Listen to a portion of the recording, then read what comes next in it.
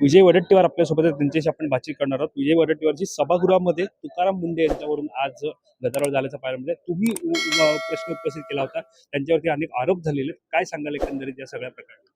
नाही नाही, हे बघा, कुणावर चुकत असेल, चुकला असेल, अधिकाऱ्यावर कारवाई करायला नाही.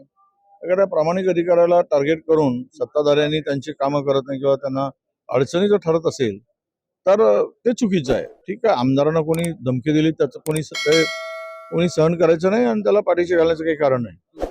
त्यांना धमकी देणं हे योग्य नाहीच. कुठल्याही लोकप्रतिनिधीला आणि सभागृह सुरू असताना प्रश्न उपस्थित करतात म्हणून तशी धमकी देणं. परंतु जे आरोप ज्यांच्यावर झाले त्यातून ती चौकशी झाली, त्यात ते काही तथ्य आढळून आलं नाही आणि नियमाला धरून, कायद्याला धरून काम करणारे तुकाराम मुंढे आहे.